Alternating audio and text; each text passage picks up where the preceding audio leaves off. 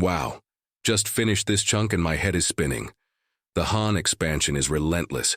Ruyang is rising, Fuma Pass gets fortified, and now the Gao clan brings alpacas and proto-tea.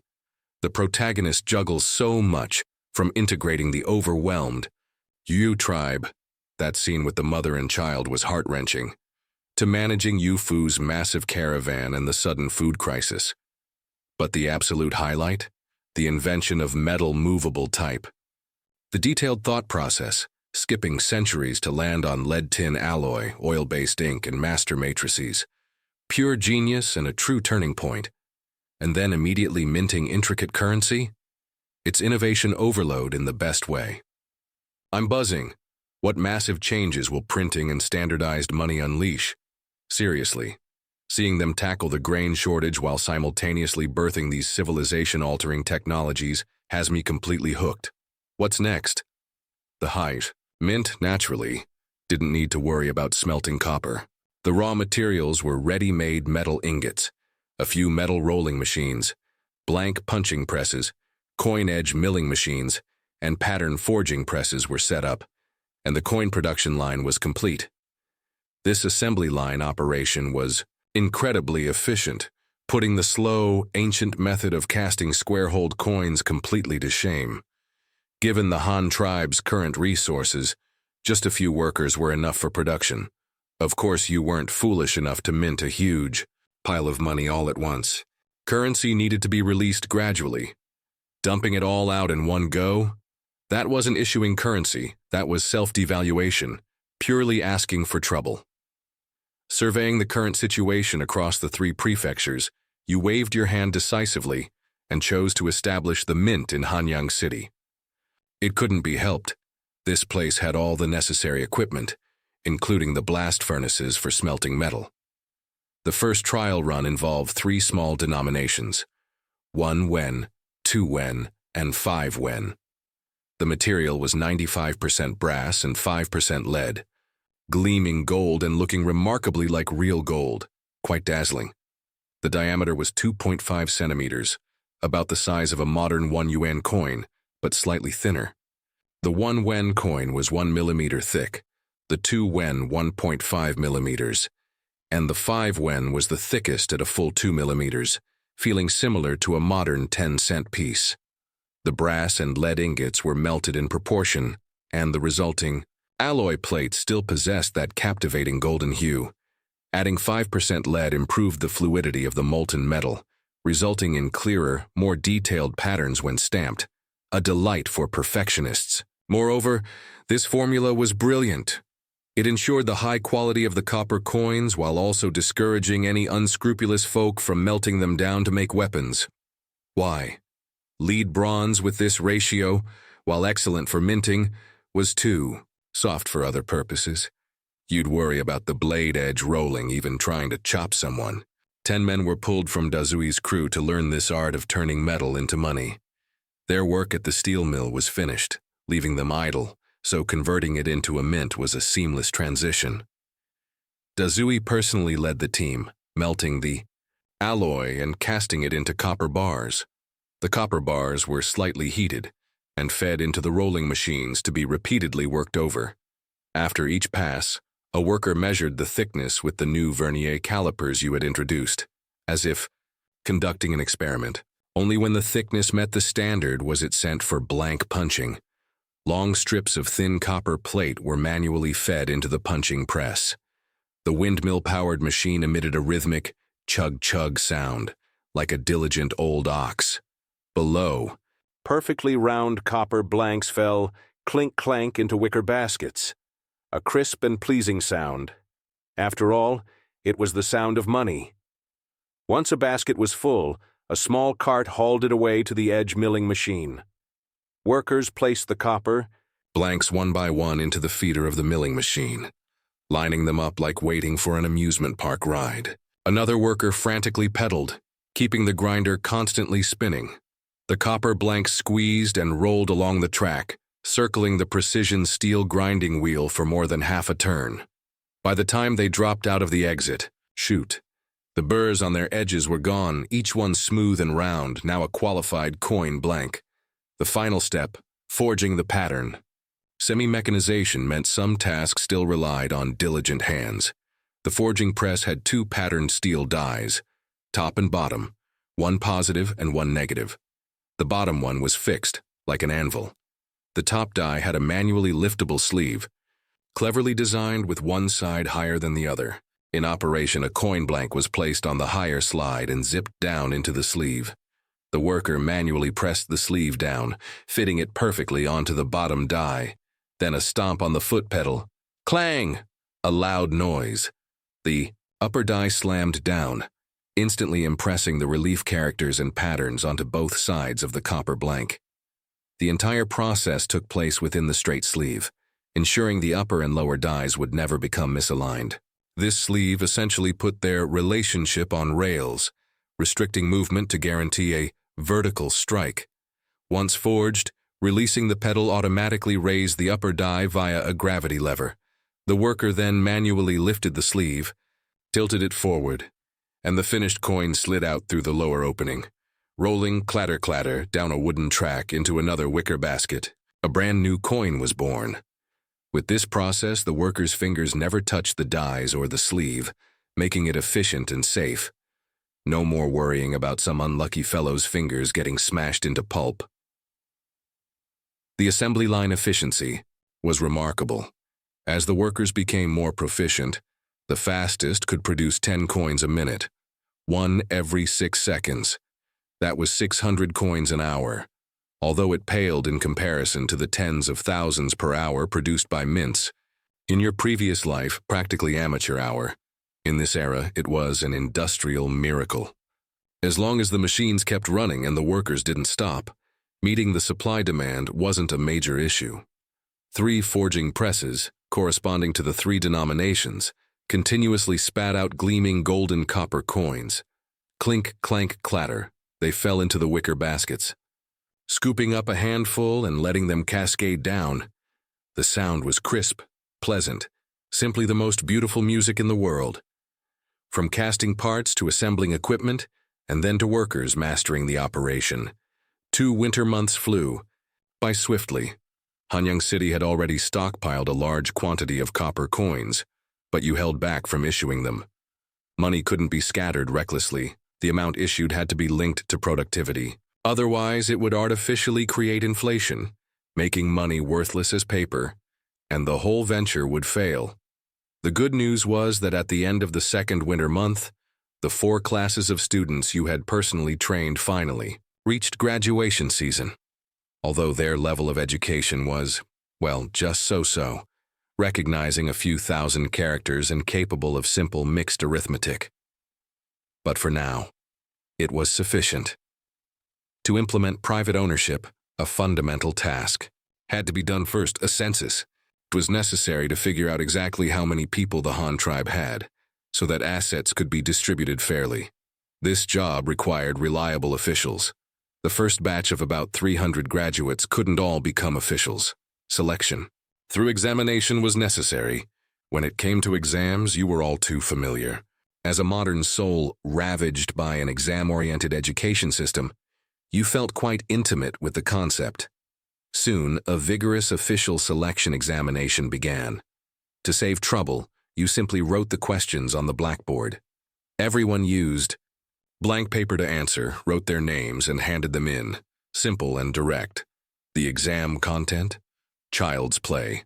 Character recognition, word formation, sentence construction, filling in blanks in poetry, and finally, a major essay. The essay topic was, Tribes A and B are hunting in the same forest. Both throw their spears hitting the same unlucky deer. Question, who does the deer belong to? Requirement, answer in a short essay, state your view. Logic must be clear. This wasn't really an essay. It was clearly an open-ended question. The key wasn't the answer, but the reasoning process. Saying the deer belonged to A was fine. Belonging to B, no problem. Dividing it between the 2 tribes, even better. As long as you could clearly articulate your reasons and maintain logical consistency, it was acceptable. What did this question test? Literacy and writing skills. First, you had to understand the question, right? If you couldn't even understand the question, your reading comprehension was negative. If you became an official later, would you mistake written orders for secret codes? Understanding it wasn't enough.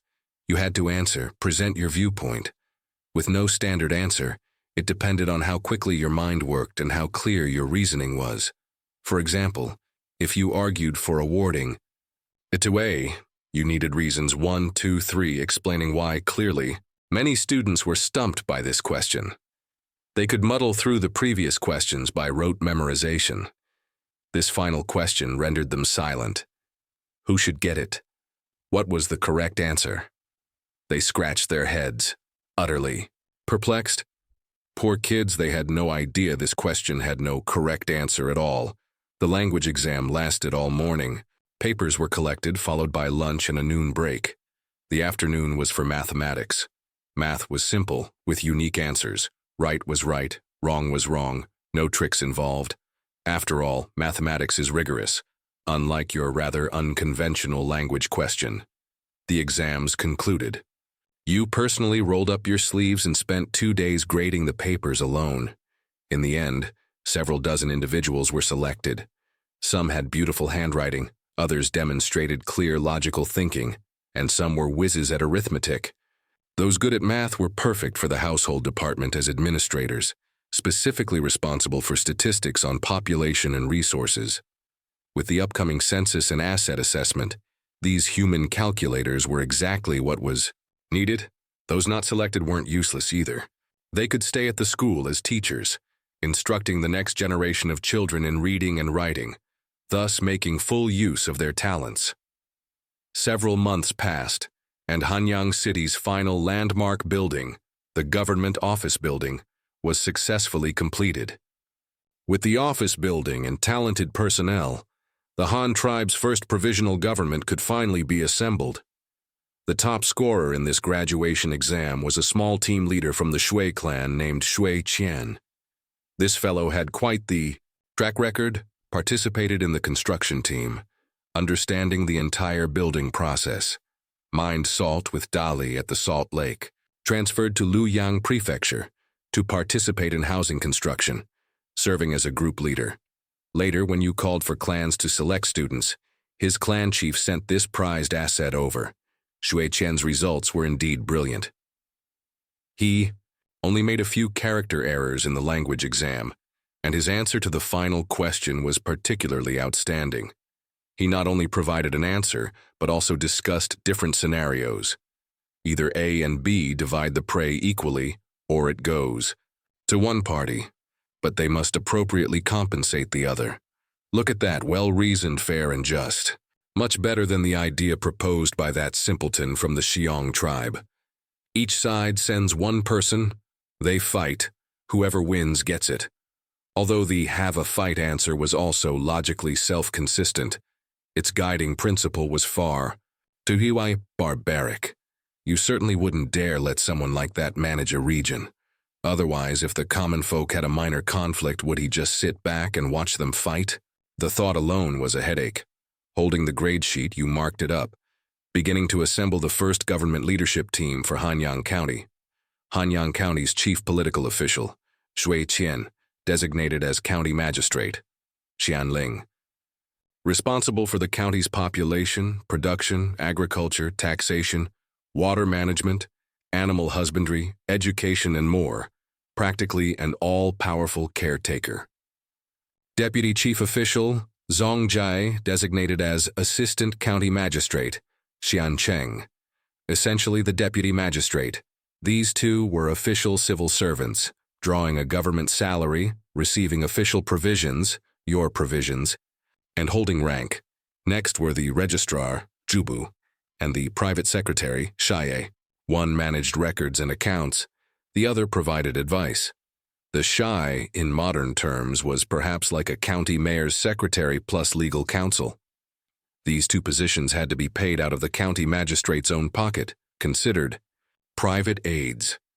Typically, when a magistrate was reassigned, he would take these two confidants with him. With the leadership team decided, next came the various departments. Si Fang, responsible for specific tasks. Household Department Administrator, Hufang Sili. Managed household registration, land and tax collection. Punishments, Department Administrator, Xingfang Sili. Managed. Public security, essentially the constabulary, basically. Catching criminals. Agriculture Department Administrator, Nongfang Sili. Managed farming and livestock. Public Works Department Administrator, Gongfang Sili. Managed Water Conservancy, Road Construction, and Bridge Building. Director of Education, Zhao Yu. Managed Education, Cultural Activities, and Ceremonial Rites, equivalent to a Director of Culture plus Director of Education. Statistics Department, Tongji Si. Responsible for compiling various county data, essentially creating reports. The heads of these departments were called administrators, Sili, considered contract workers with opportunities to become permanent officials if they performed well. As for the yamen runners, Yayi, they were temporary workers hired by the county, not even considered contract staff, purely runners and helpers for miscellaneous tasks. Any department needing manpower could requisition them. Thus, the entire organizational structure of the county government was established. County magistrate, assistant magistrate, private secretary, registrar, overseeing 6 departments. A county. Yemen officially had 8 administrators and officials combined. The magistrate and assistant magistrate had secure iron rice bowls. The private secretary and registrar were privately hired by the magistrate. The 6 department administrators were contract workers. The remaining scribes, clerks and secretaries, and yamen runners were all temporary hires. As for salaries, the bottom-tier employees probably earned just enough to scrape by. The only benefit, perhaps, was that the county yamen provided 1 meal during work hours. You stroked your chin. Well, all beginnings are difficult. You didn't expect this first batch of officials to be brilliantly clever. Recognizing a few characters and knowing basic arithmetic already placed them in the Han tribe's top tier of the talent pool. Sending them out to the regions to issue orders directly, that would likely be a challenge. No matter, you would train them personally. They didn't know how. Not a problem. You'd teach them step by step, and they just had to follow instructions. All beginnings are difficult after all. There had to be a process. Fortunately, the Han tribe's population wasn't large yet, less than 40,000 people in total. In the Ming Dynasty, that wouldn't even fill a small county town. You could still manage it for now. Once this batch of rookie officials under you were trained up, you wouldn't have to worry about a lack of manpower when the population inevitably exploded in the future. With the team for Hanyang County set up, you divided the remaining dozens of graduates into several intern groups. They wouldn't be assigned territory yet. Instead, they would shadow the Hanyang County Yamen, learning by following along and familiarizing themselves with the workflow.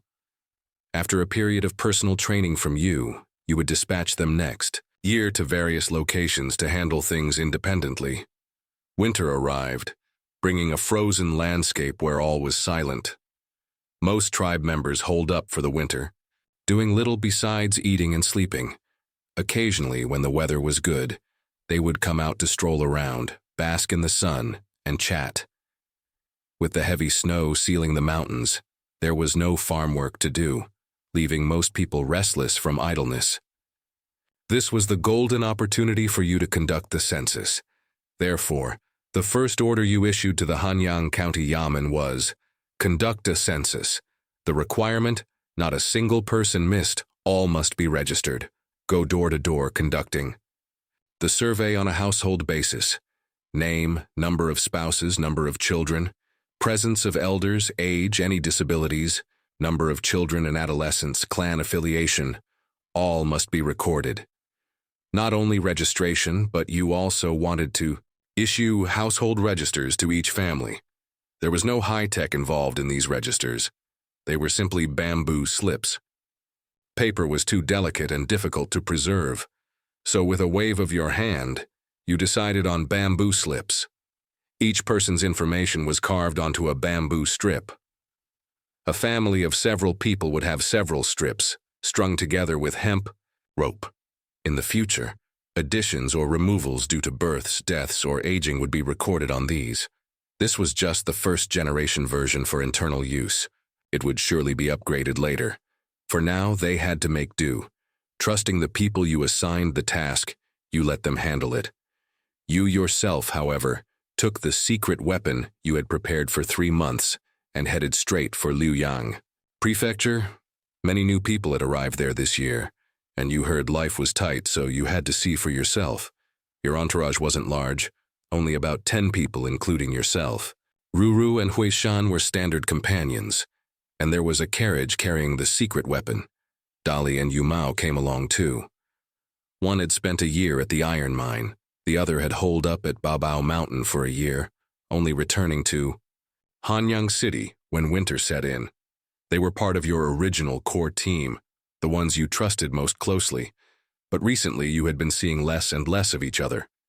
Taking this opportunity, you had to bring them along to reconnect. Mounted. On your rides, the group soon entered the territory of Luoyang Prefecture. In the distance, at the edge of the vast white plain, 3 earthen towns stood in a row, mirroring the frozen Great River not far away.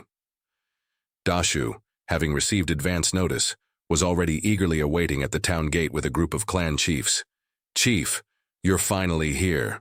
Dashu and the chiefs beamed with joy upon seeing you appear on the majestic Huishan. Their smiles were so genuine they seemed tangible, but the green glint in their eyes and the way they unconsciously glanced towards the carriage behind you betrayed their true thoughts. Sitting firmly atop the elephant, the corner of your mouth quirked. "Are you looking forward to seeing me, or looking forward to the food I might have brought? 2 bowls of thin congee a day. Life isn't easy, is it? Let me tell you, there's no food. Want meat? Get it yourselves," you said, getting straight to the point, calling out their hidden agenda. Hey, Chief, what are you saying?" Dashu rubbed his hands, a wry smile on his face. "How could I know so many people would rush to join us right at the end of autumn? If they'd come earlier, we could have planted more grain, and we wouldn't all be tightening our belts and drinking thin congee now." He really couldn't help it. People arrived. You couldn't just push them away, right? In these times, population is strength. As long as you could feed them, who would bear to turn them away? You knew you couldn't entirely blame Dashu. The order to recruit people had come from you. If anyone was to blame, it was those opportunists who arrived just in the nick of time, picking their moment too well. "Chief, actually, 2 bowls of thin congee a day isn't bad," the chief of the Chai clan chimed in beside him. "Those newcomers are quite content. Back in their own tribes, eating only once every 2 days during winter was common. Having thin congee every meal now is already very good. It's just those older members who joined the tribe a year earlier. They're a bit upset." He paused. "They used to eat solid meals every day, and now suddenly a bunch of freeloaders have arrived, taking away the grain they worked hard to grow. They feel it's a bit unfair." Perched on Huishan's back, your eyes narrowed slightly, your face impassive. "Have they started fighting?" "No, that hasn't happened," Dashu reported quickly. "At first, the older members indeed wouldn't let the newcomers into the town to share the grain, but later, seeing the newcomers obediently following your orders and going to clear wasteland, they reluctantly let them into the town. Right now, they just don't see eye to eye, but no conflict has broken out. The newcomers are quite obedient. They know if they aren't, they won't get food." Good that. "No fights broke out," you nodded. "Not seeing eye to eye doesn't matter. Next year, transfer a batch of the newcomers. Assign them work elsewhere. Luoyang Prefecture still needs people." As you spoke, the group headed towards the earliest built earthen town, Shangtian Village. Having been built first, its environment was relatively the best. Shangtian Village was in the southernmost part, filled entirely with neat brick houses and crisscrossing streets, housing about 7,000 people. Linza Village, further north, was a bit lacking in comparison, with half-brick houses and half-earthen huts. Those living in the earthen huts were naturally the newcomers you were somewhat worried about. Finally, you reached the newly built Fengyi Village. Good heavens, it was like a giant sardine can. As far as the eye could see, there were only low adobe houses, densely packed. The houses weren't large, but each was crammed with a large family. Over 10,000 people were crammed into this single, small earthen town. Your arrival caused a huge sensation in the new town. Countless people emerged from their small earthen huts, craning their necks to look at you, their gazes like they were looking at a rare animal. So rare. They had been here for so long, yet this was the first time they had seen the legendary chief, alive. Everyone was so excited their cheeks flushed red. You didn't have time to be gawked at like a zoo animal here. You couldn't charge them admission, and being stared at for free was a big loss. After a brief tour of the 3 villages, you withdrew. The main purpose of this visit wasn't sightseeing. It was to improve the welfare of the tens of thousands in Luoyang Prefecture, to make their lives a bit better. Returning to the house you had stayed in before, you held a bowl of steaming hot tea and asked Dashu, "How is it? Is the river frozen solid?" Dashu looked puzzled. "It's frozen, all right, Chief. But in this icy weather, can we really pull fish out of a hole in the ice?" Dashu couldn't figure it out. It was freezing cold, past the midpoint of winter, utterly frigid.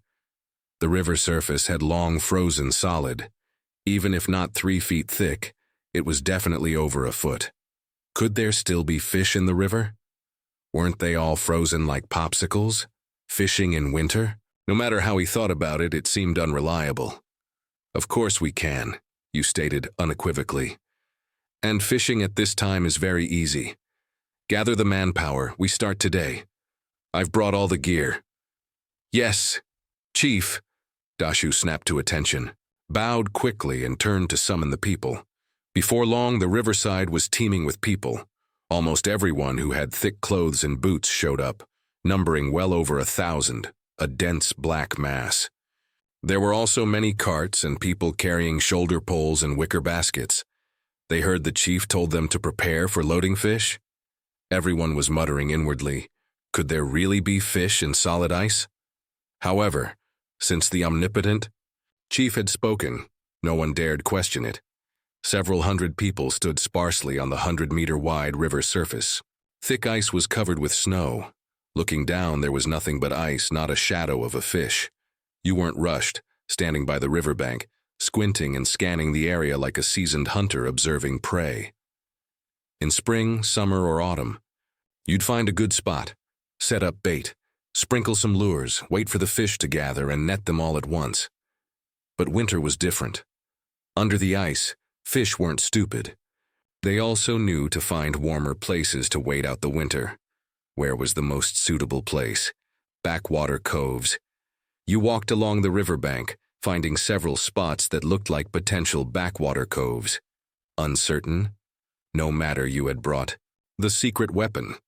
One cast of the net and you'd surely catch something. Chief Dali, standing beside you like a curious child, asked, "Can you see the fish through the ice?" Hey, no, you chuckled.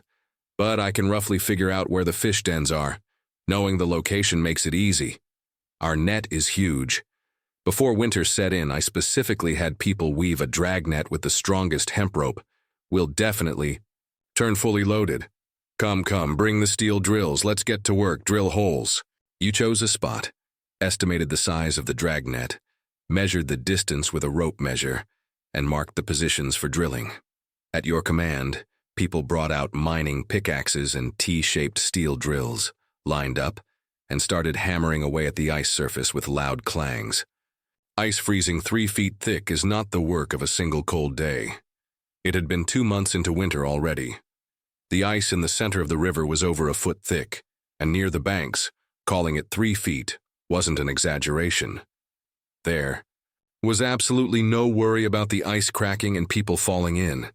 The ice holes weren't large, only about 30 centimeters across, too small for an adult to fall through. Only the final spot for pulling up the net had a large hole drilled, over a meter in diameter, deliberately chosen near the bank. Heave ho! Heave ho! The tribe members were full of energy, ice picks and steel drills flying up and down, ice chips, scattering everywhere. One by one, ice holes appeared. Someone couldn't resist peeking down. It was dark, nothing visible. They muttered even more. The chief picked this spot after all that looking. Doesn't seem like there are fish. You paid. No mind to their mutterings, just continued directing. Winter fishing relied on collective strength. One person, no matter how capable, was useless alone. You had people light several large bonfires on the bank, setting up large pots to boil water for warming up the freezing workers later. With rows of ice holes drilled, you personally stepped onto the ice. A huge dragnet was unfolded, connected to several thick ropes. Others brought long bamboo poles. Everyone looked at each other, unsure what this was for. You directed teams of strong young men to their positions. Use the bamboo poles. Pass the rope from this hole to the next. The bamboo pole was just long enough to reach the next ice hole. The person at the next hole caught it and used the same method to pass the rope further along. It was like threading a needle. The bamboo pole was the needle, the hemp rope the thread, and the ice surface the fabric. The pole carried the rope, zipping under the ice from station to station, until it emerged from the last ice hole in each row, grasped again by people on the bank. Several main ropes were now in position under the ice. Began instructing more people to come up and pull the ropes. Heave ho, heave ho! Everyone chanted, pulling with all their might, resembling boat trackers on the shore. Except they weren't pulling a boat now, but a massive net capable of covering several hundred square meters. Look, the net is moving. It's being pulled under the ice. So that's how the ropes are used. Pull the net down. But can the net open up under the ice? If it can't open, how can it catch fish? Since the chief ordered it, surely. There's a way. The last speaker sounded uncertain even to himself. Drilling holes in the ice, threading ropes, stuffing a net in, could actually catch fish. It sounded like a fantasy. Soon the huge dragnet was completely pulled underwater, but it still resembled a long snake, spread out horizontally but lacking depth. You remained calm and composed, issuing new orders when, threading the ropes earlier, the ropes in each direction were actually double-stranded. Some were 2 different ropes, others were a single rope folded in half. Those holding 2 ropes release the marked one. Those holding the folded rope ends start pulling. These key ropes immediately moved under the ice, being pulled out from ice holes at the other end. The order to pull didn't stop. Everyone continued heaving backwards. People immediately felt the ropes in their hands growing heavier, as if dragging something substantial. Indeed, they were dragging something. A massive net slowly unfurling underwater. The earlier threading process was to get the net down. This process was turning the long snake into a square formation, silently setting an inescapable trap beneath the unseen ice layer. Before long, the ropes reached their end. This meant the large net underwater was fully open. Judging from the pulling force just now, the net must have already scooped up quite a few fish. You didn't immediately order the net to be pulled in. The tribespeople also held their breath, waiting. Many looked at you expectantly, wondering what the chief was waiting for. Waiting for the fish to jump out on their own? Sure enough, not long. After a commotion came from under the ice. It seemed countless fish were darting around beneath it. It was the shoal of fish caught in the net. With no escape downwards, they began frantically searching upwards for an exit. Look, look, fish, so many fish! A cry of surprise instantly drew everyone's attention. Following the direction pointed by that person, countless people gasped. There really are fish, so many. In one ice hole after another, fish of all sizes were shooting out like mad. They swam desperately towards the light-penetrating openings, leaping violently out of the water. Then with a splat, they fell onto the cold snow, flopping vigorously, but unable to return. The scene was even more spectacular than the Bao-Tu spring you'd seen in your past life. Bao-Tu spring only had 3 outlets. Here, there were dense rows of ice holes, almost every opening frantically spewing fish. They were like rows of mobile fish springs. Everyone stared, dumbfounded, then erupted in ecstatic joy. This was meat. Pure white meat. For these people surviving on 2 bowls of thin congee a day, 1 fish was enough for a family's hearty meal. Now fish were jumping out as if they were free. This was free meat. The crowd watching on the bank instantly stirred, everyone rubbing their hands together, grabbing baskets, eager to rush down. Just then your sharp command echoed across the riverbank. Nobody move. People on the bank are forbidden to come down. Start pulling the net now. We'll talk after the fish are dragged. Ashore. Looking at the chattering, restless crowd below, a layer of cold sweat formed on your forehead. A gust of cold wind made you shiver. Good grief. There were still several thousand people standing on the bank. With nothing to do in winter, more people came to watch the excitement than to work. Several thousand people spread out was fine, but if they all crowded onto this area of perforated ice, even the thickest ice would collapse. Hearing your roar, the excited crowd finally calmed down and began following your instructions. Now, the ropes corresponding to the 4 corners of the square dragnet were all on the ice surface. You directed the people to start pulling the ropes, gathering the ropes from the other 3 directions towards the large 2-meter square opening near the bank. 4 thick ropes extended from one opening, firmly grasped by countless hands. The ice water soaking the hemp ropes was bone-chillingly cold, but not a single person let go.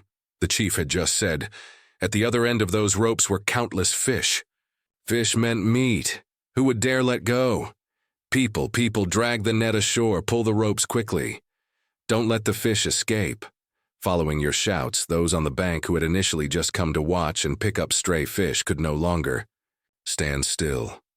Dropping baskets, shoulder poles, and carts, they all joined the net-pulling army. Countless people pulled the ropes, retreating step by step, the scene resembling a massive tug-of-war. On one side, the starving crowd. On the other, the desperately struggling fish. Brothers, put your backs into it. Pull! Everyone pull hard, it's coming out, quickly! The rope was dragged out of the water, foot by foot. The fish springs that had been wildly spewing on the river surface also changed. Fish stopped leaping from the distant ice holes, indicating the net had been pulled past there. But the fish springs near the bank opening spewed higher and more fiercely, as more and more fish caught in the net were squeezed towards this side. Finally, the ropes reached their end. The huge dragnet, engulfing countless flopping live fish, was slowly dragged out of the water from that 2-meter square large ice hole. Splash! Countless large and small fish thrashed and jumped in the net, sending up sprays of water and ice chips. A rim of icicles quickly formed around the edge of the hole, created by the splashing, icy water instantly freezing in the cold wind. Seeing the dense mass of flopping fish, the people who had been somewhat exhausted seemed to tap into some divine strength, and the speed of pulling the net actually increased. People from behind replaced those exhausted at the front, one wave after another. But the fish in the net had no companions to replace them. Dragged out of the water, the fish lost oxygen and, combined with their violent struggles, quickly exhausted their strength. Blown by the icy wind, many fish turned into stiff popsicles shortly after leaving the water, lying motionless on the snow. The dragnet filled with fish was pulled ashore inch by inch. Soon, a small mountain of fish piled up on the snow. Thousands. All sorts. Small ones the size of a palm, less than a caddy. Large ones as thick as a human leg, weighing over 10 caddies. The wicker baskets brought were not enough to hold them all. Everyone grinned widely, eyes shining, their smiles filled, with the heavy, fulfilling joy of a bountiful harvest. This single haul was astonishing. With thousands working together, the huge dragnet was quickly pulled completely ashore. Thousands of fish, averaging several caddies each. This single haul amounted to at least tens of thousands of caddies. And it was solid meat. Completely different from the concept of tens of thousands of caddies of grain. People cheered, starting to frantically gather the fish. The frozen fish were easiest to handle, tossed directly onto carts or carried in wicker baskets suspended from shoulder poles towards the town.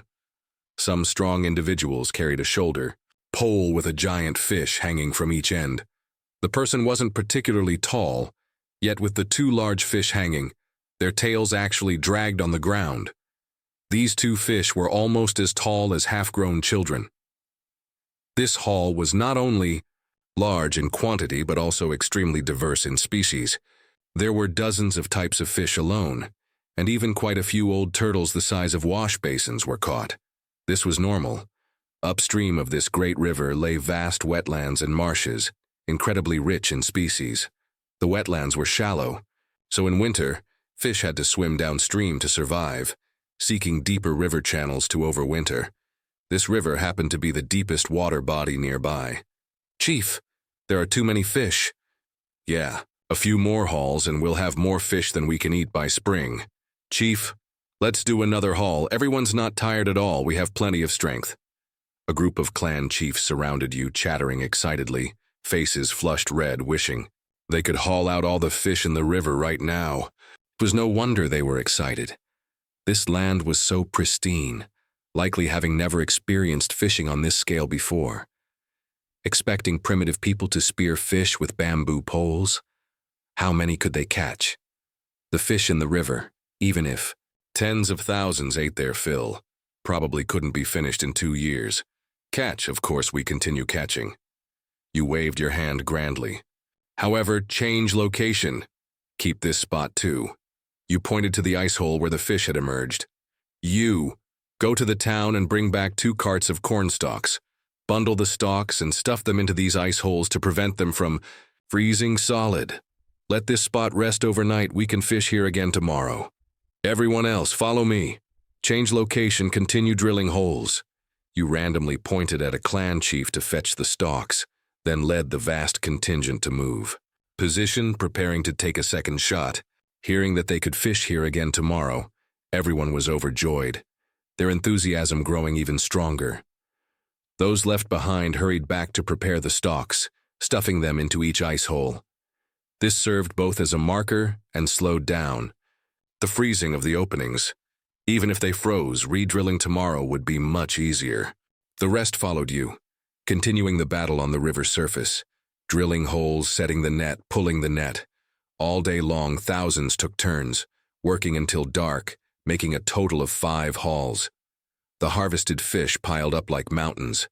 A rough estimate put the total at least 200,000 caddies. Luoyang Prefecture's food shortage was instantly alleviated significantly. Looking at the mountains of fish, you calculated mentally. A few more catches, and not only would Luoyang Prefecture have enough to eat until spring, but perhaps some could be spared and transported back to Hanyang Prefecture. Although Hanyang wasn't short on grain, meat had always been scarce. Every household raised chickens and rabbits, but who could bear to eat them freely? That small stock wasn't even enough for a taste, and they needed to be kept for breeding. You couldn't kill the goose that lays the golden eggs, could you? Throughout this day, the entire population of over 30,000 in Luoyang Prefecture was mobilized. Some took turns fishing with you on the river, while others transported fish back and forth to the town. Dashu led the clan chiefs, busy distributing fish to everyone, ensuring every household received a share based on family size. The women and children left at home weren't idle either, cleaning and gutting the fish, then hanging the processed fish under the eaves, using the natural cold weather to freeze them for later consumption. The entire Luoyang Prefecture was immersed in a busy and festive atmosphere, almost like celebrating the new year ahead of time. Fish, what a treasure. The meat can fill the gaps between your teeth, and the scales can be made into fish jelly. Add some spicy seasoning and, well, it's barely palatable. The bones can be ground into powder to feed livestock, providing calcium and preventing disease. All in one go, fish guts, the dog's absolute favorite. The Han tribe's fortunes had improved over the past few years.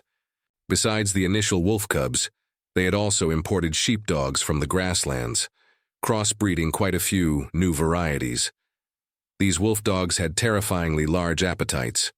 With an endless buffet of fish innards available, the pressure on feed supplies dropped dramatically. Of course, this was all small potatoes. The most important strategic resource from this winter catch was the fish bladder, also known as the fish maw. The powerful glue rendered from this stuff had immense uses, as anyone in the know understood. Unfortunately, ever since Hanyang City started focusing on agriculture, fishery output had plummeted. Coupled with the woodworking factory churning out products like mad, the fish maw inventory was critically low, about to run out completely. And yet this winter was absolutely crucial. The Han tribe was about to mass-produce recurve composite bows. Lumber was piled high as mountains, and thanks to trade with the grasslands, plenty of ox horns and sinews had been stockpiled. There was more than enough sisal fiber for bowstrings. Only the fish bladder glue had become the bottleneck. You have to understand, this fish glue wasn't just for bows and arrows. Furniture, tables, chairs, benches, bookshelves, doors, windows, plus a heap of farming and weaving tools, which of them didn't rely on it for adhesion? Consumption was soaring while production kept falling. So, encountering such a large-scale fishing operation, your mind was racing, calculating furiously. We have to catch more. The more, the better. The fish before you were no longer just a simple source of protein. They were grain, they were meat, and even more, they were tangible military strength. The need to enhance martial power was urgent. You didn't dare delay for a moment. After toiling away fishing in Luoyang County for 3 days, you led the impossibly long train of carts back to the city in a grand procession. Countless tribespeople poured out of the city gates to see you off, the scene incredibly fervent. Whether they were newcomers who had joined just 3 months ago or old hands with over a year under their belts, their eyes shone with an "oh my God" level of worshipful awe when they looked at you. This winter catch had undoubtedly given your prestige as leader a massive boost among the tribespeople, maxing it out completely. In their eyes, you were an omnipotent god. Truthfully, this era was just that pragmatic. Whoever could feed them was their second parent, their heaven. Our celestial empire's common folk are just that simple at heart. The carts belonged to Luoyang County, the fish to the Luoyang River. After leaving enough to satisfy Luoyang County's own share, you waved your hand and took the rest. A portion was sent to Luoyang County to reward the 1,000-plus people there. The bulk, along with countless fish maws, had to be transported back to Hanyang County. Of course, passing through Luoyang County, grabbing another batch of white paper was standard procedure. Making composite bows was incredibly troublesome. The ancestors emphasized, work the wood in winter, prepare the horn in spring, process the sinew in summer, assemble in autumn.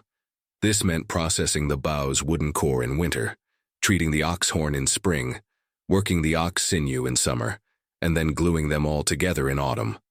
Although you didn't understand the scientific principles behind it, the ancestors' millennia of accumulated experience surely held its own profound wisdom. So you dutifully arranged production according to this process. Approaching the area that was formerly the Black Rat tribe's territory, you had Dali split off with several carts of frozen fish, diverting towards Luoyang County. You yourself continued west with the remaining convoy, crossing the familiar wooden bridge, and returned once more to Hanyang City. Including the fishing, the round trip had taken 10 days, flying by in a flash. As you led the convoy into the city, Rat Da came scurrying eagerly to greet you, but seeing the carts laden with frozen fish, his face showed not a hint of harvest joy, but rather a sorrowful expression, as if his parents had just died. Your heart sank. Crap, did something happen? Did the census turn up some kind of trouble? What's wrong? Who are you putting on that long face for? You looked at Rat Da's expression, slightly annoyed. Can't you see we've returned fully loaded? Wah, woo woo woo woo woo. Chief, the shaman, he's not going to make it, hasn't eaten for days, woo woo woo. You shouldn't have asked. The moment you did, Rat Da, this 5-foot-tall man let out a wah and started crying like a 300-pound child. So someone really was about to croak. Seeing Rat Da reduced to tears, you couldn't bring yourself to scold him further. The rat shaman himself couldn't remember his age, but by your estimate, he was at least 50. In an era where the average lifespan was barely 30, he was practically ancient. To put it bluntly, if he hadn't occupied the position of shaman, sparing him the hardship of hunting and gathering in all weather.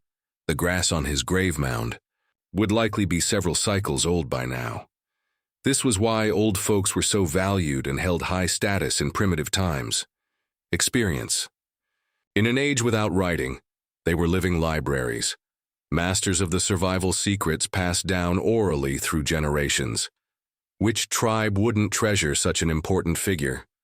Given the customs of early marriage and childbearing in this era, the rat shaman might even be a generation older than Rat Da's father, having watched both Rat Da's father and Rat Da grow up. Even without blood ties, the bond was extraordinary.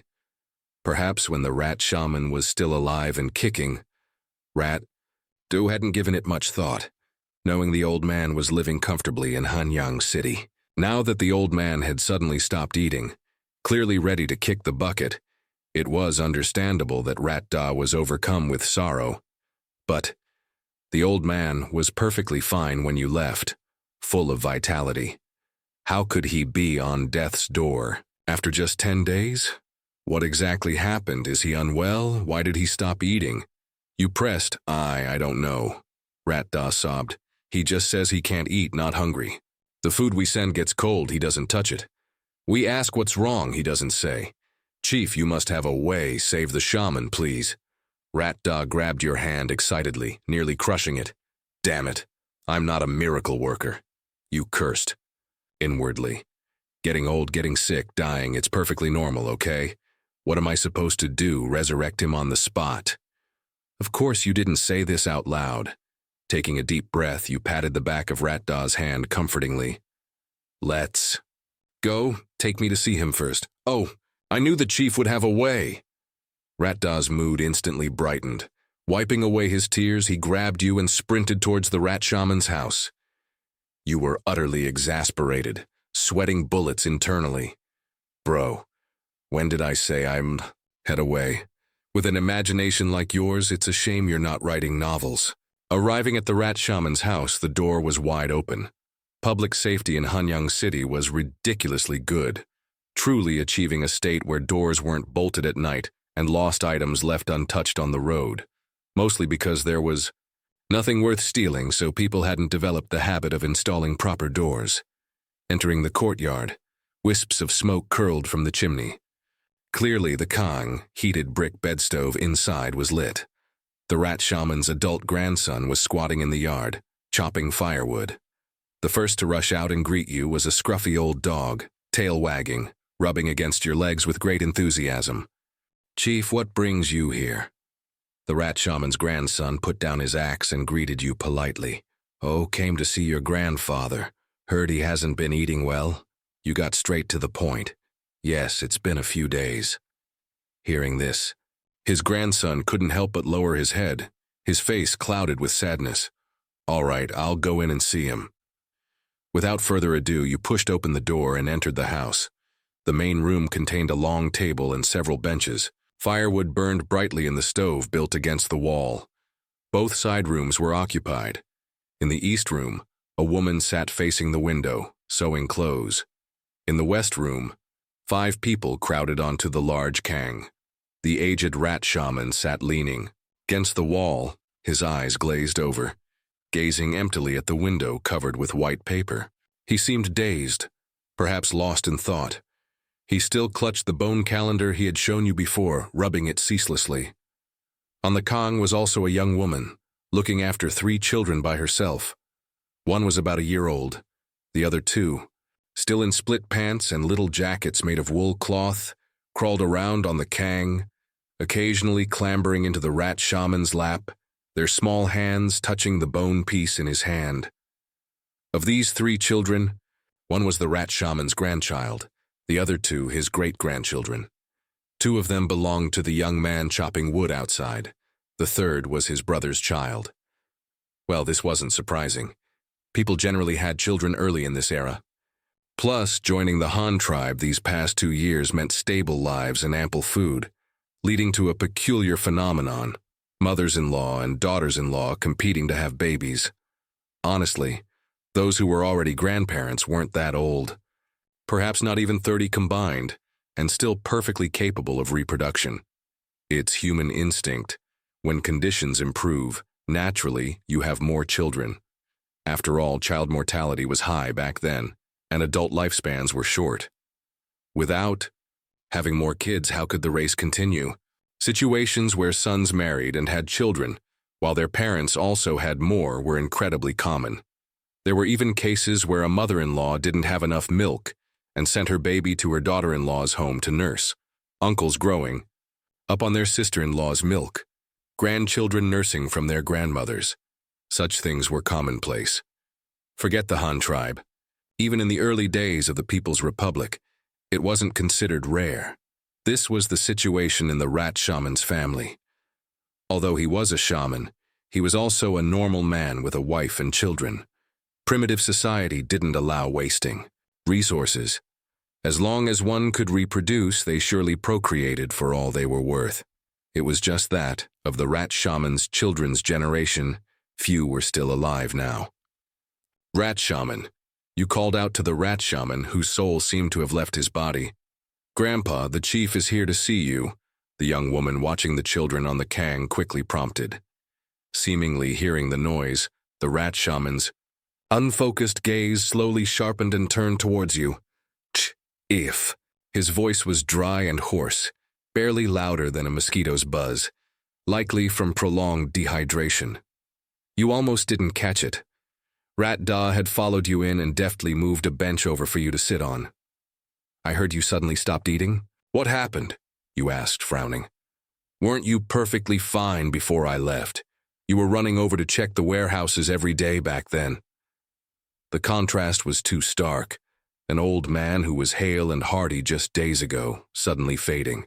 Like this? Chief, I looked at the grain in the warehouse. I was happy, the rat shaman said haltingly. We all have food to eat. We won't go hungry in winter. We have houses built of brick, this warm kang. We won't be cold in winter. I thought about the old days. Back then, people died every winter, so many people. We endured year after year, survived winter after winter. We finally preserved our tribe. Now these little ones can all live well. As he spoke, he hugged a little toddler who had crawled into his lap, and the child immediately giggled. Hearing this, Rat Da beside him couldn't help but cover his face and break down sobbing again, clearly reminded of the past hardships by the rat shaman's words. You also felt a wave of emotion. Although the original owner of this body had experienced those hard times, and those memories were branded onto your mind, making you empathetic, you hadn't lived through them yourself. You knew that old people loved to reminisce, increasingly, so as they aged. Only the young always look forward, until they too grow old, mature, and then also begin to fall into the whirlpool of memory. But what you didn't understand was, why bring this up now? Since life was better now, shouldn't he be happier? What was the point of this, reminiscing about past hardships while appreciating the present, complete with a hunger strike protest? What kind of move was this? Rat shaman, since our lives have improved, you should eat properly, you couldn't help asking. What's the point of making things difficult for your own stomach? I want to guard the warehouse. I want to watch the grain. The rat shaman seemed to muster his courage, speaking with a hint of grievance, almost accusation. They said the chief forbids it? Guard the warehouse, they forbid it, and said you forbid it? Who? Who got so bold? But with a quick turn of thought, you immediately understood most of it. It was likely the doing of those newly appointed officials in the county administration. You had indeed ordered them to learn governance, conduct a census, measure land, and inventory resource stockpiles. But to inventory resources, they naturally had to take over management of the warehouses first. You, a rat shaman, clinging to the warehouse keys day after day, controlling the distribution of resources for all tribespeople? By what authority? Do you have the chief's appointment? We do. We are officials appointed by the chief, responsible for managing all affairs in Hanyang City. Now the chief has ordered us to do this. Are you trying to stand in our way? Although you hadn't witnessed it, you could roughly imagine the scene. The new officials, eager to make their mark, clashing with the rat shaman who clung to the old ways. Perhaps it was just a verbal dispute. Physical conflict was unlikely. Thinking it over, the blame still fell on you. You hadn't coordinated the division of responsibilities between old and new management personnel beforehand. Conflict arising now was somewhat expected. Back when Hanyang City was first built, there were few people and many tasks. The able-bodied were all engaged in infrastructure construction. The logistical coordination and resource distribution naturally fell to Elder Han and the rat shaman, these two idle individuals, and they had managed it ever since. But now you were implementing a new system in the Han tribe, inevitably disrupting the existing management model and personnel. They were the ones being phased out by the new system.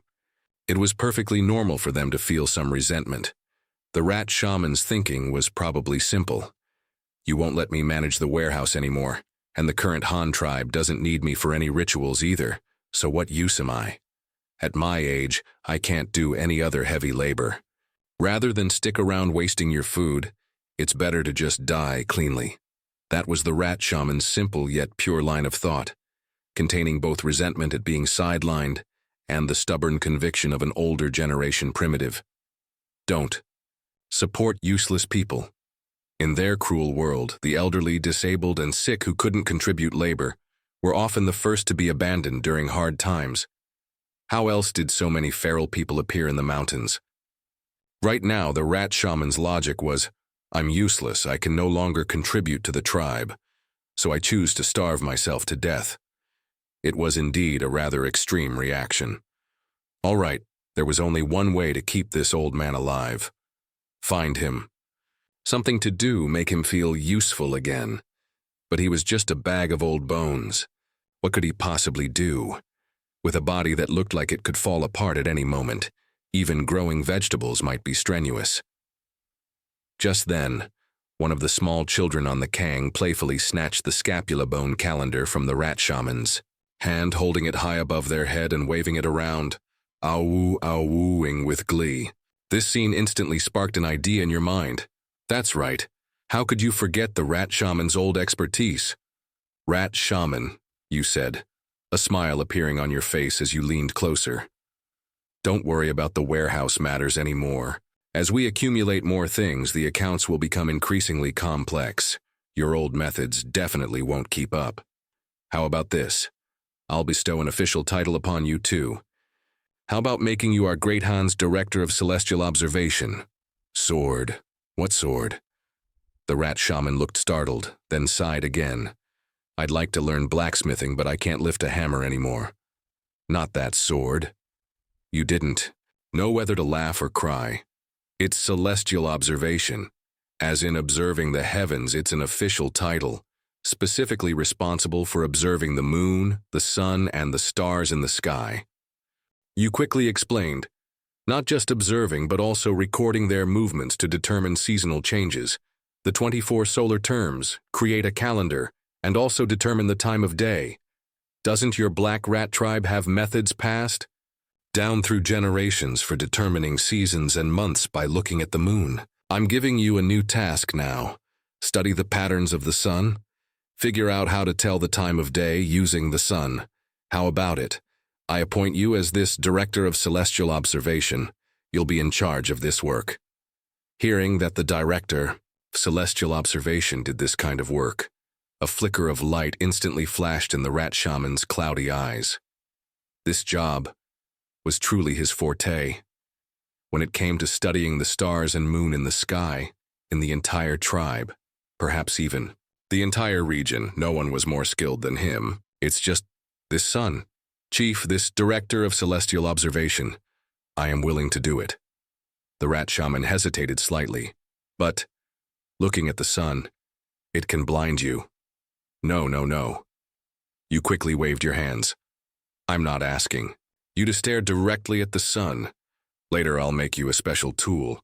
You just need to record the changes in the sun's shadow every day. A sundial, of course, you know what that is. But the tricky part is you need to know the latitude to set the angle correctly. The problem is, what godforsaken corner of a planet is this? Who the devil knows the latitude? So the old way, the dumb way, Measure every day, record every day, and figure out the pattern later. Good news. Your method of promising positions and perks worked wonders. The rat shaman, having received his new assignment, immediately regained his spirits and, trembling slightly, began to eat heartily with his grandson attending him. After a few days of recuperation, your specially made foolproof version sundial was fresh off the line. This sundial wasn't quite like the ones on Earth. It was a large, flat wooden disc laid horizontally, with the gnomon pointing straight up, perpendicular to the ground. The disc was made of wood, and inserted in the center was a bronze pointer you had specially commissioned. Using the pointer as the center, you also had someone carve 14 concentric circles, corresponding to this world's bizarre 14 months. 24-hour marks were also carved onto the disc. The mark representing noon, let's just call it that for now, pointed directly south, the direction where the shadow was shortest each day. You estimated that one rotation of this planet definitely took longer than 24 hours. No, big deal. Earth isn't precisely 24 hours either, otherwise where would leap years come from? But this damn place was even more ridiculous. 14 months a year, a leap year every 14 years, and adding an extra 14 days at that. It could only mean that the discrepancy between this planet's rotation and revolution was astonishingly large. The rat shaman's task arrived. Every day, using a charcoal pencil, trace the path of the pointer's shadow on the disc. One arc per day, recording the sun's movement for each month. The seasons here were distinct, so the sun's projection would surely differ from month to month. As long as the rat shaman diligently recorded this, you could roughly calculate your current latitude from these indecipherable scribbles. Ah, no. These scientific records. This was a long-term project, and also the only way to conduct astronomical research. Therefore, establishing a Bureau of Astronomy was absolutely necessary. Of course, compared to the ancient Imperial Astronomical Bureau, back home your version was much purer. Observing celestial phenomena, calculating solar terms, and formulating the calendar, all these were required. As for divining fortunes, only fools believed in that stuff. Your Bureau of Astronomy dealt only in science, not superstition. The Mao's appointment letter was issued quickly. The rat shaman was honored as the first director of the Han tribe's Bureau of Astronomy, roughly equivalent to the director of a national observatory. You then picked a clever girl from the first graduating class of female students to serve as deputy director. Below them were 4 seasonal observers, one for each season, responsible for assisting the director in observing the seasons and calculating the solar terms. Finally, 2 bell and drum tower clerks were assigned to manage the bell and drum towers, responsible for announcing the time in the morning and evening. All set. The framework for the Bureau of Astronomy was established. You cleared out a large office for them in the Government Administration Building. Quite impressive. As per custom, the main hall of the Bureau of Astronomy also needed a plaque. With a flourish of your brush, you wrote the 4 large characters, "Observe the heavens, determine time," in vermilion lacquer. Something you saw while sightseeing. In the capital back then, now used here, it was practically tailor-made. Observe celestial phenomena, grant the time. Spot on. After finishing these superficial projects, it was time for you, the supreme leader, to inspect the substance. The Hanyang County government had spent half a month conducting a population and resource census. It was time to see the results. This day, you sat behind the wide desk in your top-floor office, piles of handwritten registers and reports stacked on it. Opposite you stood a row of newly appointed officials, each holding their breath, ready to answer your questions at any moment. You opened a yellow register, which was the household registration book. Whoa. It was densely packed with characters, crooked and uneven, but relatively neat. Organized by house number, after all. Hanyang City had been planned quite tidily from the start, with several alleys and consecutive house numbers. There weren't that many households in total, so recording them was fairly clear. This yellow register had 1 page per household, and surprisingly, it was written horizontally from left to right, even using punctuation marks. They had actually remembered the requirements you mentioned offhandedly. Hanyang County Seat, District 1, Row 6 in Number 4, Head of Household. Tan Sitong, male, 22 years old. Spouses, Jue Shi, female, 22 years old. Chai Shi, female, 21 years old. Children, eldest daughter Tan Xiaohua, 9 years old. Second son Tan Ergu, 8 years old. Third son Tan Fengshu, 6 years old. Fourth son Tan Dazhu, 6 years old. Twins. Fifth daughter Tan Ju, 4 years old. Sixth daughter Tan Hong, 3 years old. Total household members 9. Note grandparents deceased. Looking at this dense information, your head started to ache a little. However, the basic information was clear. Name, gender, age, though likely inaccurate, an approximation was fine. Age was crucial, related to taxation, corvée labor, and conscription. But this yellow register still looked messy. You pondered for a moment, then made a decision. No good, we need standardization. You immediately summoned Bai Qi, the head of the printing workshop. Swish, swish, swish. You drew a template for a household registration form and told him to quickly carve a woodblock printing plate. In the future, registration would just involve filling in the blanks, clear at a glance and easier to record. Efficiency. Putting down the yellow register, you picked up the summary report next to it. This was much cleaner, presenting data you could readily understand. Hanyang County Population Statistics.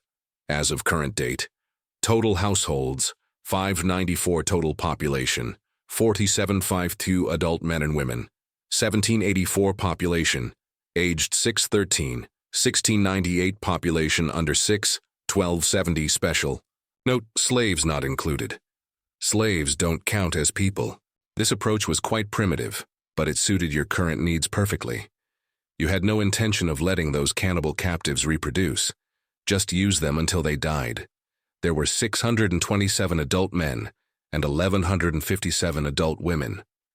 This gender ratio was severely imbalanced, but you knew this was mostly a legacy issue from people joining from various tribes in the past. Previously, the mortality rate for men engaged in hunting was high. Now that life was stable, the male survival rate would increase, and the balance would naturally restore itself after a few generations. The data showed that Hanyang City's population had reached saturation. Of the 9 districts, the Central District housed the square, school, and county office. One district was for livestock, raising cattle, horses, sheep, alpacas, and spotted pigs. One district was for factories and warehouses, with smelting, woodworking, textiles, and storage located in the 12 large warehouses there. The remaining 6 were all residential districts, each planned for 99 households. The current count, 594 households, meant they were completely full. Not a single empty house remained. This signified that in the future, when young people came of age and wanted to establish their own households, they could only move outwards, to the new cities currently under construction. This was a sign. Fortunately, the 2 new cities at Fuma Pass and Ruyang Commandery were both short on people. Hanyang City was overflowing. Moving people there would solve it, and the distance wasn't too far. Not a major problem. In the coming years, the Han tribe's speed of building new cities would only increase. You weren't afraid of having too many. People only of not having enough. In this era, population was the primary productive force. After population, you looked at livestock. You weren't overly concerned about these figures. Apart from strategic resources like cattle and horses, things like pigs and sheep reproduced quickly and were consumed quickly. A rough count was sufficient. Moreover, thanks to the grassland trade and the vast, sparsely populated land, the Han tribe's per capita ownership of cattle and horses was currently shockingly high, with almost every household having 2 or 3 large animals. This was mainly because wild cattle and horses were abundant, while people were few. Perhaps right now, the total number of cattle and horses in the world outnumbered humans. Once you boosted the population, this ratio would eventually reverse. But that was for the future. For the next century or two, there would be no shortage of cattle and horses. Having reviewed the homework submitted by the county office, you nodded with satisfaction. You told them to notify each household according to the registers to come collect their frozen fish. As for the mountain of fish bladders, they were to be sent directly to the woodworking shop, with instructions to use them sparingly. Next, you proceeded without pause to inspect the progress of composite bow production at the woodworking shop. Hanyang City's basic infrastructure was mostly complete, and there were enough tables, chairs, and benches. Currently, the woodworking shop primarily handled 3 tasks: producing pencils, 2 people, demand wasn't high, enough for use; producing wooden boats, a 10-person team, building keels, then attaching machine-cut wooden planks and waterproofing them; and the most important task, producing bow cores. The remaining 28 people were all focused on this. The woodworking shop, after the pottery and textile workshops, had the largest number of workers, and progress wasn't slow. Making bow cores wasn't just detailed work. The quota you assigned was enormous. Over the entire 4 months of winter, they had to complete at least 6,000 bow cores. Among these, 2,000 were for the short bows used by cavalry, and the other 4,000 were for the divine arm crossbows, equipping the infantry. This meant that these 28 carpenters had to produce an average of at least 2 bow cores each per day. Fortunately, the bow core was just the skeleton of the composite bow, used for gluing on horn and sinew, so the difficulty wasn't much higher than making a self-bow. Making 2 a day, and possibly 3 a day once they became proficient, wasn't out of the question. On this day, you led a large entourage to inspect the bow core production. Rat Da, Eagle Rui, Da Li, Yu Yi, and Elder Han, along with other leaders, were all present. Among them, Rat Da was the leader of the staunch longbow conservative faction. Only Yu Yi and you were firm supporters of the composite bow. Chief, Rat Da began to nag, looking at the neat stacks of semi-finished bow cores in the workshop, unable to hold back any longer. Our long bows are perfectly fine. Quick to make, powerful, imposing to hold. They look intimidating. Why insist on making this composite bow? It takes a whole year just to make the basic frame of one bow. Isn't that a waste of time? We could be doing so many other things with that effort. Building a few more carts would be good too. In Rat Da's eyes, these were just parts of composite bows. If they were making longbows instead, what was piled here wouldn't be parts, but thousands of finished longbows. Wasn't this taking the long way around and making unnecessary trouble? You're right. The longbow does have many advantages. Powerful, long range, and crucially, easy to make. You glanced at him with a hint of disdain. But what we need now are short bows for cavalry. Can you imagine riding a horse and trying to shoot with a 2-meter-long longbow? You'd be lucky not to trip yourself. But we don't need to make so many, right? Rat Da was still unconvinced. Making 1,000 or 2,000 for the cavalry should be enough. Why make so many crossbows too? These crossbows are dead heavy, inconvenient to carry, a pain to load and fire, and don't even get me started on the firing rate.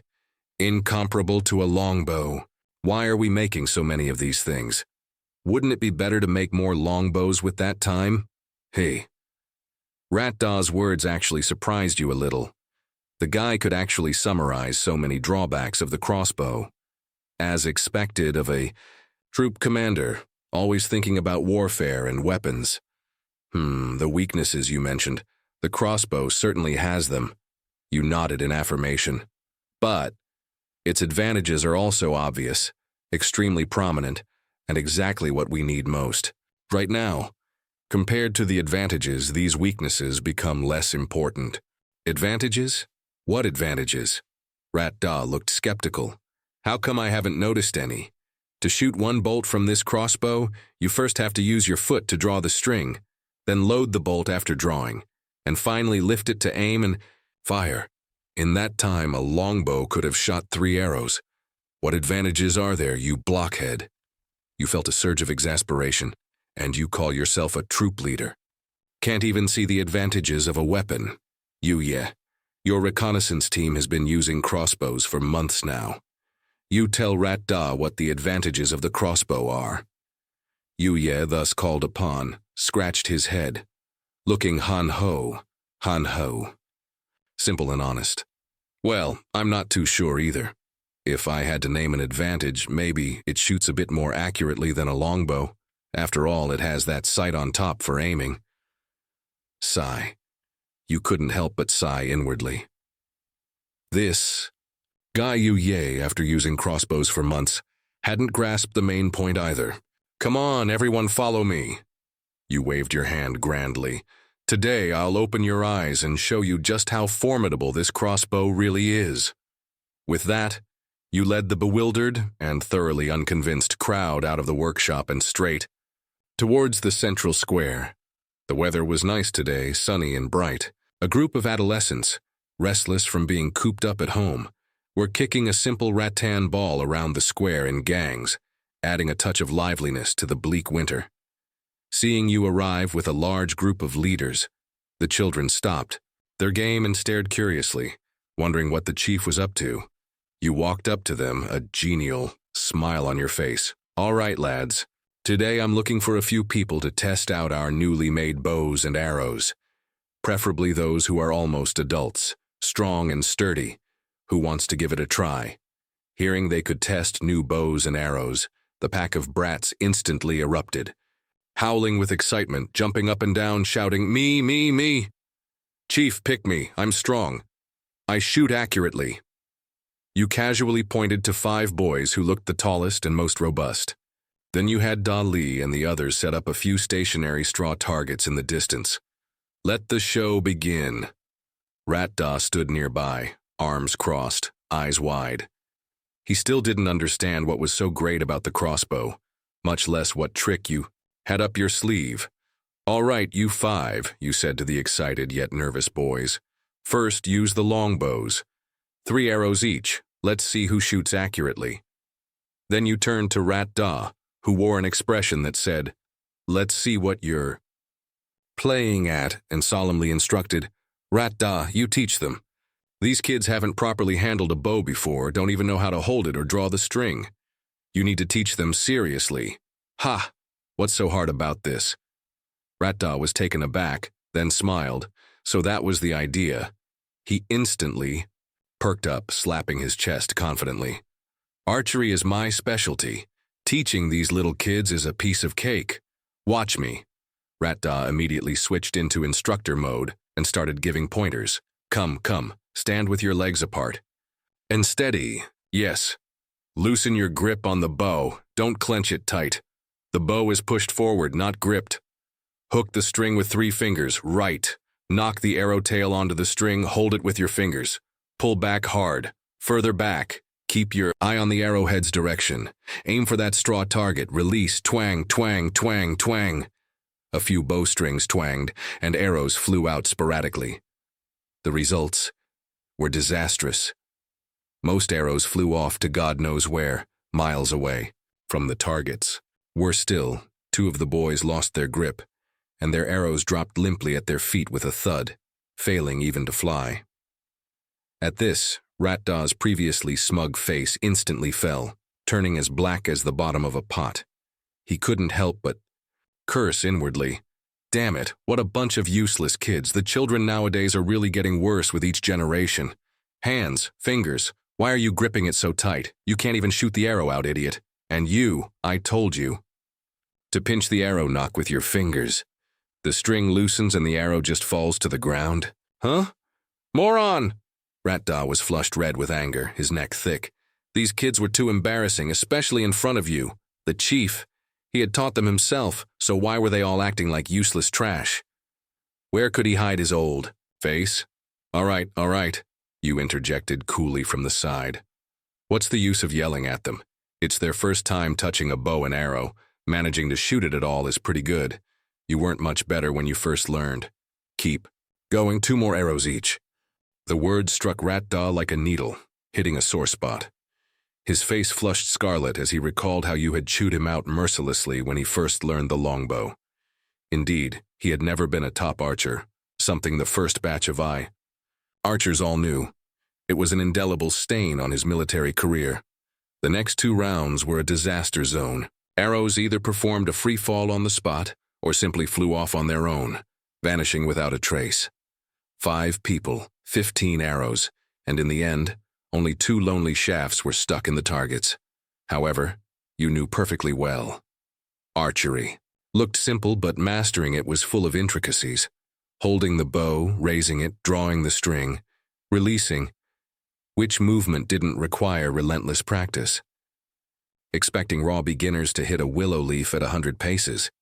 That wasn't just demanding the impossible. It was demanding the impossible of primitive people.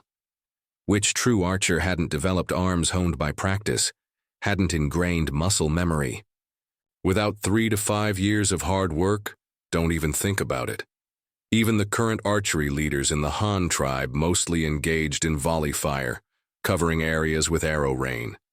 Hitting exactly where they aimed within 100 meters? You could count those with exceptional talent on one hand. Chief, Rat-Da said, looking at the abysmal results, unable to hold back. 3 arrows are too few. They can't even hold the bow steady. How can they aim accurately? Let them try a few more arrows. No need. You waved your hand dismissively. Can't hold it steady, right? Then try the crossbows. You teach them. 3 bolts each as well. You had no time to dawdle with them here. Today's focus was comparative testing. Yes, Chief. You stepped forward. You 5, take 1 crossbow each. Stand ready. These 5 crossbows were the same old trusty ones initially given to the reconnaissance team for trial. You had briefly taught them how to use them, and combined with their longbow basics, they picked it up quickly. The feedback had been quite positive within the reconnaissance team. The crossbow had received unanimous praise. Yu Yi began the on-the-spot instruction. See this iron loop at the front. Put your foot in the stirrup, stock facing up. Grab the string with both hands, pull upwards hard. Hook it into the notch. Right, make sure it's properly seated. Hooked, stand straight. Insert the crossbow bolt into the groove from the front. Arrowhead forward, fletching flat. Everyone check. Those who have checked raise the crossbow. Left hand supports the arm, right hand grips the handle, index finger beside the trigger. Stock against your shoulder. Hold it steady, don't wobble. No firing yet. Yuya spoke rapidly, spitting slightly. Exactly like you looked when you trained them back then.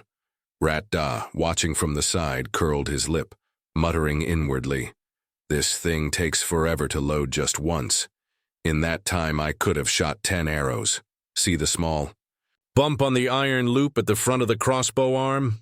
That's the front sight. Now look at this vertical rear sight. It has markings. Look closely.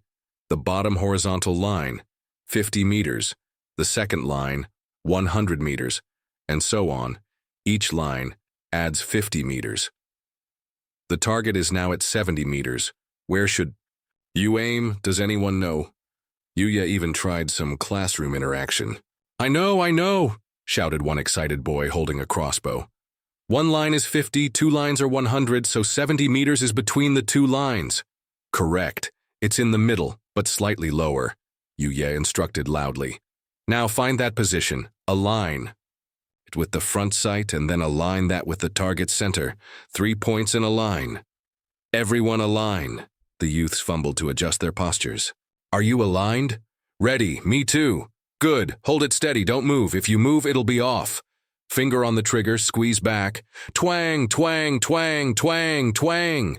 Before his words finished, the bowstring snapped violently, releasing their stored energy instantaneously.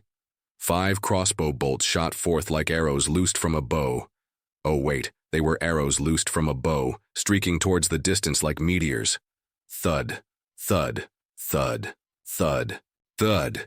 The hum of the bowstrings hadn't yet faded when a series of dull thuds came from the distant straw targets. First round, 5 bolts, all hits. Although only 2 hit the bullseye, the other 3 were slightly off but still on the target. If aimed at a person's chest, it might have even resulted in a headshot. While the 5 bolts landed at different heights, they were mostly on the same vertical line, indicating some aiming error or unsteady hands holding the crossbows. But even so, this result was enough to completely dominate the earlier longbow shooting. Where was the difference? Not range, not power, but the speed of learning. Training a qualified archer takes no less than 3 to 5 years. Training a crossbowman, half a year. Even 3 months and they could be sent into battle. It felt like firearms had suddenly appeared in the age of cold weapons. Are firearms more powerful than bows and arrows? Nonsense. A good bow in skilled hands could outperform early firearms in range, power, and accuracy. So why did firearms sweep the world? They were cheap to train. Training an archer takes 3 years minimum with no upper limit. Training a musketeer? 2 or 3 months, and farmers and artisans turn directly into soldiers. Short training time, rapid formation of troops, incredibly low cost. If one batch died, another could be quickly replenished. Who wouldn't love such a good value army? The current debate between longbows and crossbows was essentially similar to the historical contest between archers and musketeers. The crossbow wasn't a firearm, but the principle was the same. Why can't novices shoot accurately with a bow? Because they have to constantly strain to hold the draw, arms trembling like sieves, and aim by feel. With the high draw weight of a longbow, just maintaining the draw is tiring enough. Expecting precision. Dream on. Crossbows and firearms are different. First, you load, string or bullet, then you aim. When aiming, you don't need much strength. Just hold it steady. Plus, with high-tech aids like front and rear sights, you just pull the trigger. Is this superiority even debatable? Use whichever is more convenient. Isn't that the straightforward path of weapons development? Ratda was completely dumbfounded, his jaw nearly hitting the ground. First round, all hits. Second round, all hits. Third round, still all hits. Apart from not hitting the bullseye every single time, it was practically perfect. Of course, the firing rate was painfully slow. They were novices after all, loading and drawing like slow-motion replays. It wasn't that Ratda hadn't tried the crossbow. He was quite accurate when he tried it himself, but he always felt it was because of his longbow foundation. Coupled with the tortoise-like speed, he had always considered it flashy but impractical. A strong man like him could easily shoot 2 arrows a second with a longbow. Though accuracy suffered at range, if 100 men shot like that, pouring arrows down, who needed pinpoint accuracy? Saturation strikes send the enemy straight to meet their ancestors.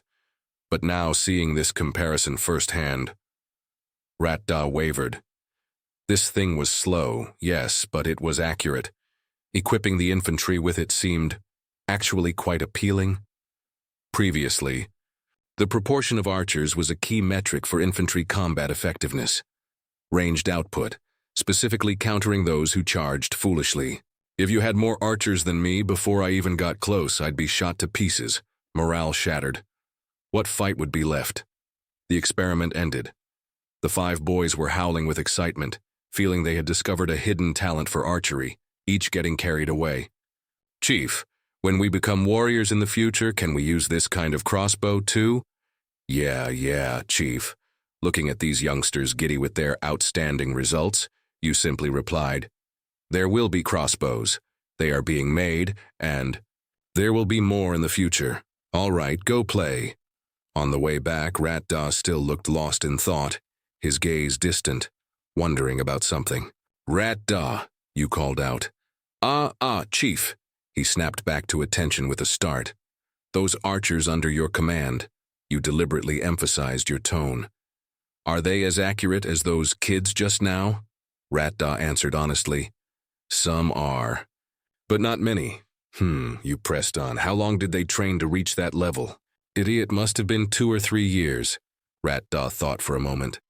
So now do you understand what makes this crossbow good? You asked him, smiling. Ratda shuddered, as if suddenly enlightened, a look of dawning realization spreading across his face. Oh, I get it. This crossbow, it's fast to learn? Exactly, you said earnestly. If I asked you to train a new squad of archers, you wouldn't see results for several years. But with this crossbow, you can field a capable group of crossbowmen in 2 or 3 months. Tell me, which is better? Well, the crossbow is good. Ratda was still a bit reluctant. But I still have to say it doesn't shoot as fast as a longbow.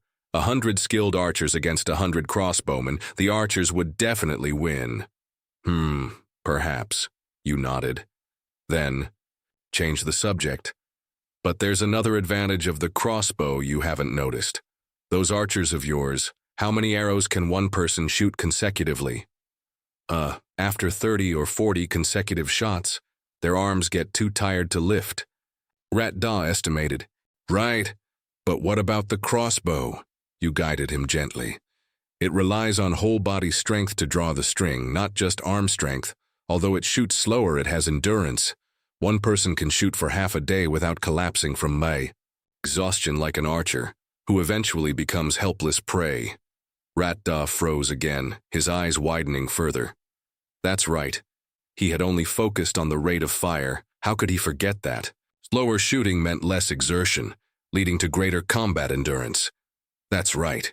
Eagle Rui, standing nearby, suddenly interjected. He had been on the walls during the last city defense.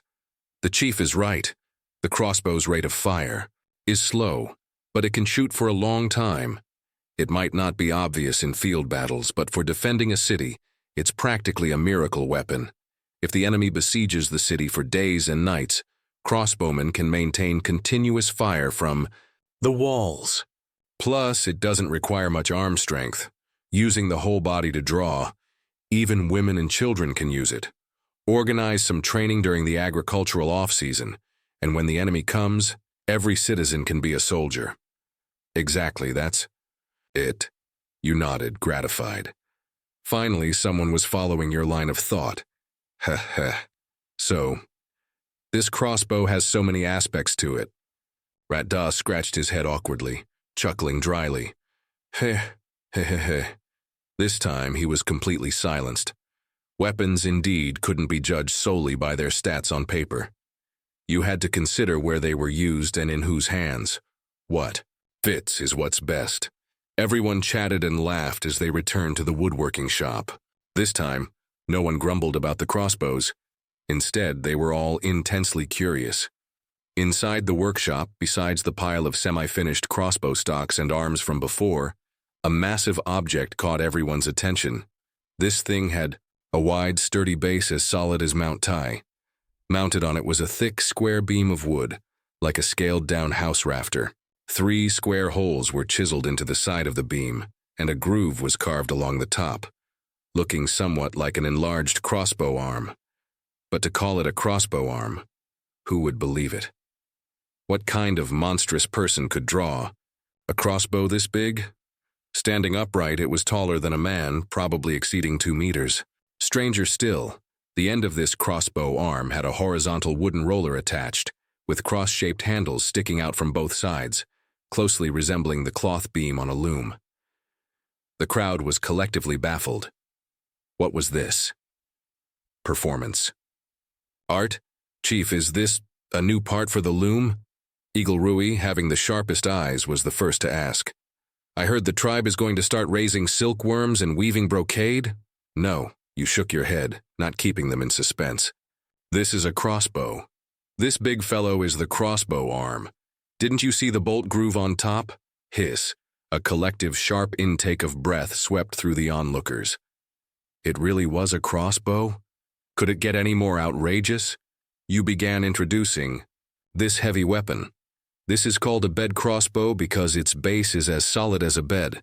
These 3 holes on the arm are for mounting bows. 1 bed crossbow, 3 giant bows, so it's also called a 3-bow bed crossbow. As you spoke, you beckoned the craftsman to bring over the components. First were 3 large hardwood bows, even bigger than ordinary longbows, measuring a full 2.2 meters long. Installation wasn't difficult. 2 bows faced forward, the middle one faced backward, inserted sequentially into the square holes, and secured with wedges. The strings of the 3 bows were connected together, and the reverse bow even had bronze pulleys installed. This way, pulling the string of the last bow would simultaneously draw all 3. The power, tusk, 3 bows combined. The force was imaginable.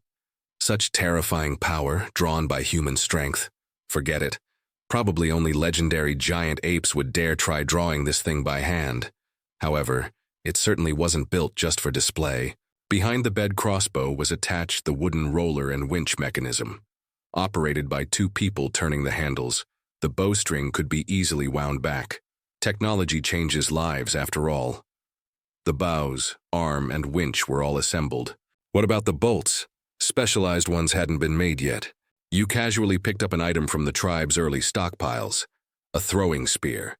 Watching you place a throwing spear, nearly as thick as an arm, onto the bed crossbow. A million holy shits, if they knew the term, simultaneously flashed through everyone's minds. Their shocked, stunned, incredulous expressions practically had the words, "Holy shit," carved onto their faces. "Chief," Rat-Daw's Adam's apple bobbed as he spoke with difficulty. "This throwing spear, isn't it way too heavy? Can this crossbow actually shoot it?" "It can, definitely." Before you could answer, Yu Yi beside you jumped in, being the most knowledgeable.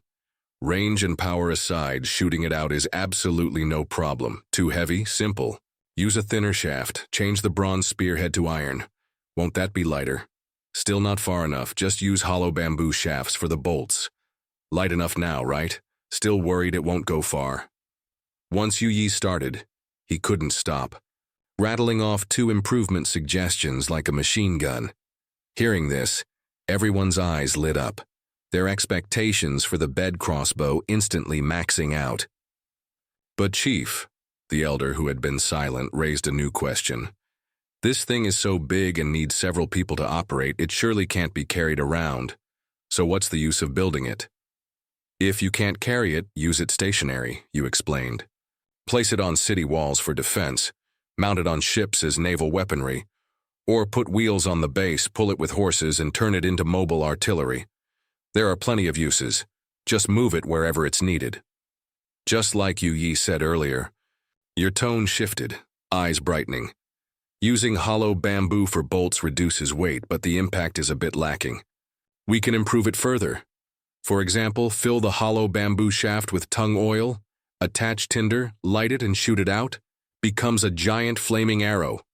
Or stuff the hollow bamboo shaft with gunpowder, make it an exploding bolt, shoot it into the enemy ranks with the bed crossbow, and boom! Or we could be even more vicious.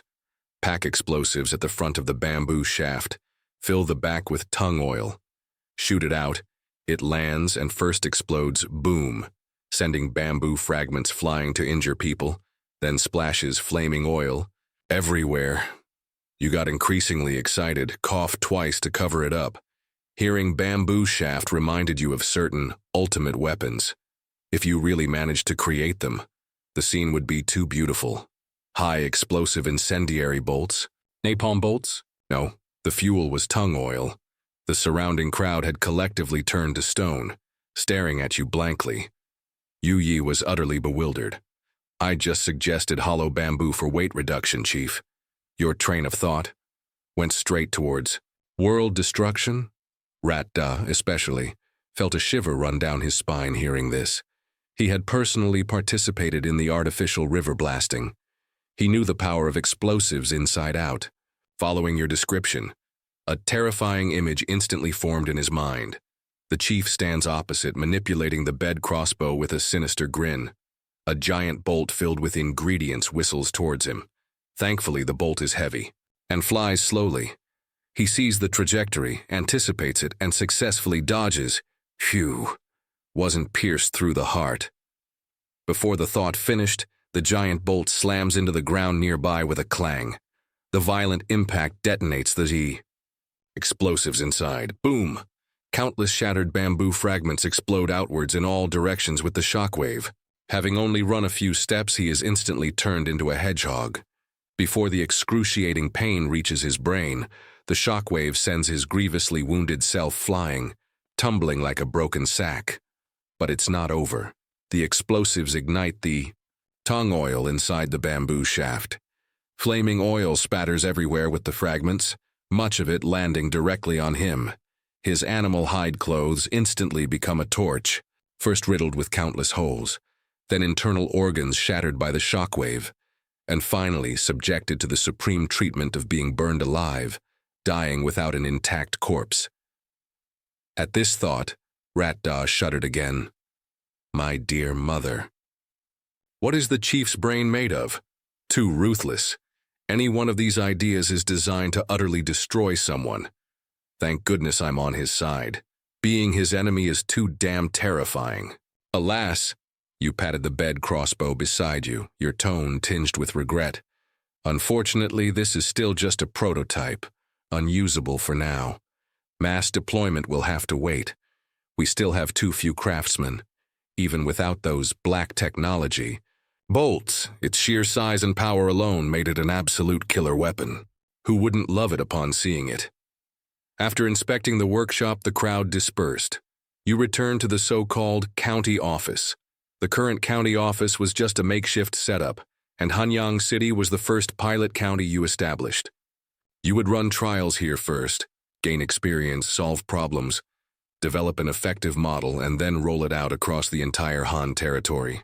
A few days later, you summoned Bai Qi, who was in charge of the printing workshop, to inquire about the printing progress of the household registration forms. Learning that a large batch had been printed, you immediately gathered that group of county office interns. You selected the 3 best-performing groups and sent them to take up posts in the newly established Luoyang Commandery. This time, the pomp was much greater than before. Being an official meant looking the part. Standardized uniforms were arranged. Official hats were worn, and the seals symbolizing status were indispensable. Although the tribe was called Great Han, you had no intention of simply copying the Han dynasty system. Times were changing after all.